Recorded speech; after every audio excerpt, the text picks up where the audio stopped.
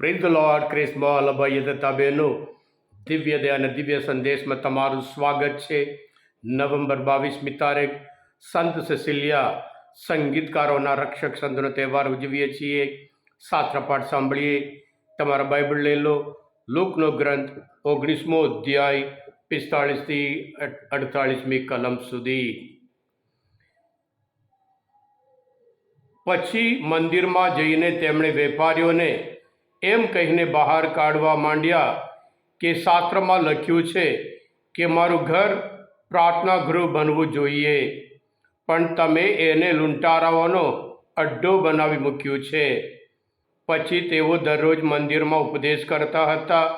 મુખ્ય પુરોહિતો અને શાસ્ત્રીઓ લોકોના આગેવાનો સાથે મળીને તેમનું કાસળ કાઢવાનું તાકતા હતા, પણ શું કરવું તે તેમને સૂઝ નહોતું, કારણ બધા લોકો તેમને તલ્લીન થઈને સાંભળતા હતા. આ પ્રભુની વાણી છે, તે આપણો આધાર છે. ખ્રિસ્મોલ ભાઈ હતા બહેનો, લૂક પ્રભુ ઈસુની જે મિનિસ્ટ્રી છે, કાર્ય છે, જીવન છે, ગાલી વિસ્તાર અને યરુશલેમ વિસ્તાર એટલે બે વિભાગ પાડે છે. ગાલીમાં પ્રભુ ઈસુનો સંદેશ, ઈશ્વરના રાજ્ય સંદેશ આપ્યો, સાથે સાથે ઘણા બધા ચમત્કાર કર્યા અને ઘણા બધા અદ્ભુત કાર્ય કર્યા હતા. એમને સંપૂર્ણ રીતે સફળતા, લોકો એમની પાછળ જતા હતા, સાંભળવા આવતા હતા. યરુશલેમ એટલે દુઃખ, વ્યથા અને મરણ. આજના શુભ સંદેશમાં આપણે જોઈએ છીએ પ્રભુ ઈસુ યરુશલેમ આવી ગયા મંદિરમાં. મંદિર આપણે જાણીએ છીએ એ પવિત્ર સ્થળ છે. યહૂદી લોકો માટે મંદિર એ ઈશ્વરનું રહેઠાણ છે, હવા દેવનું રહેઠાણ છે, એમના જીવનનું કેન્દ્ર છે. માત્ર ઉપાસના માટેની જગ્યા નથી, પણ એમની એકતા અને એમની શક્તિનું એ કેન્દ્ર એ મંદિર હતું. અને એ મંદિર પ્રભુ ઈસુ આવે ત્યાં ઘોંઘાટ, અવાજ. એટલે પ્રભુ ઈસુ કહે છે મારું ઘર પ્રાર્થના ગૃહ બનવું જોઈએ. એ યશાયાના ગ્રંથમાં 56મો અધ્યાયમાં 7મી કલમમાં જૂના કરારમાંથી એ કાઢેલું છે. પ્રભુ ઈસુ એમાંથી કાઢે છે. અને એવી જ રીતે તમે આ ચોરોના અડ્ડા બનાવી દે એમ કરીને ઈર્મિયાના ગ્રંથમાં 7મો અધ્યાયમાં 11મી કલમમાંથી એ કોટ કરે છે. પ્રભુ ઈસુ એટલા અફસોસ થઈ ગયા કે ઈશ્વરનું મંદિર લોકો શાંતિ પ્રાપ્ત કરવા માટે, સુખ પ્રાપ્ત કરવા માટે, શક્તિ પ્રાપ્ત કરવા માટે, સમૃદ્ધિ પ્રાપ્ત કરવા માટે, પ્રભુની આશીષ મેળવવા માટે, આશીર્વાદ મેળવવા માટે આવે છે, અને બિલકુલ શાંત વાતાવરણ નથી. આપણે બધા મંદિરમાં જઈએ હેતુ માટે છે, પણ જે લોકો તો વહીવટ કરે છે એટલે ગોગાટ બિઝનેસ સેન્ટર બનાવી દીધું છે. એટલે પ્રભુ ઈસુ અફસોસ થઈ જાય છે. એમને ખબર છે કે મંદિરમાં અધર્મ ચાલે છે, એ મંદિર અપવિત્ર બનાવી દીધા છે, અને એ શુદ્ધ કરવા જ્યારે પ્રભુ ઈસુની હાજરી મંદિર પવિત્ર બને છે. પ્રભુ ઈસુના વચન દ્વારા મંદિર પવિત્ર બને છે. જો આ કાર્ય કરે છે એનું પરિણામ એ જાણતા હતા, પણ છતાં જે હેતુ માટે આવે એમાં દ્રઢ, એ કોઈનાથી ડરતા નથી.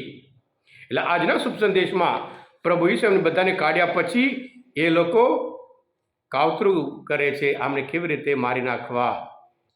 હા ક્રિસ્મોલ ભાઈ હતા બહેનો, આપણે બધા મંદિરમાં ખાસ કરીને ઈશ્વરની આશીષ મેળવવા માટે હોય, શાંતિ મેળવવા માટે, શરીર તંદુરસ્ત મેળવવા માટે, જાતના પ્રોબ્લેમ હોય, જાતના સંકટ હોય, જાતની સમસ્યા હોય, એ બધા માટે સમર્પણ કરી પ્રભુના આશીર્વાદ માટે જતા હોય.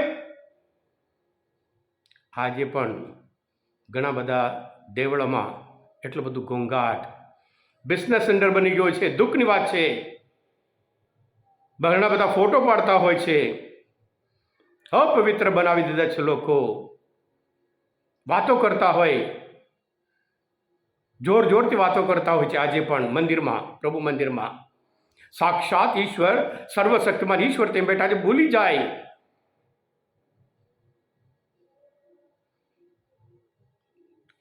જેવી રીતે પ્રભુ ઈસુ ત્યાં ગુસ્સે થયા, એવી રીતે જે કરતા હોય પ્રભુ એ જ પગલો આપણા જીવનમાં. અને સાથે સાથે આપણું શરીર એ પવિત્ર આત્માનું મંદિર છે.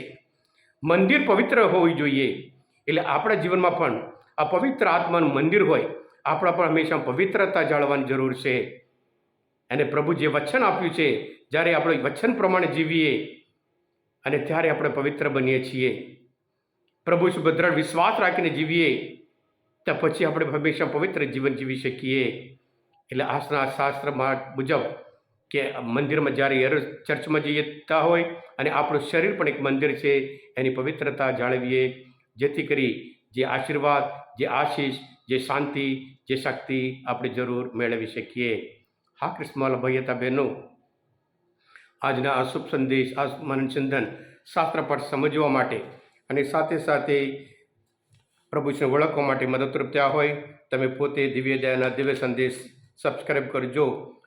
સાથે સાથે યિર્મયાના ગ્રંથમાં 7મો અધ્યાયમાં 23મી કલમમાં, મેં આટલી આજ્ઞા તો કરી છે, તમે મારું કહ્યું કરો તો હું તમારો ઈશ્વર અને તમે મારા લોકો.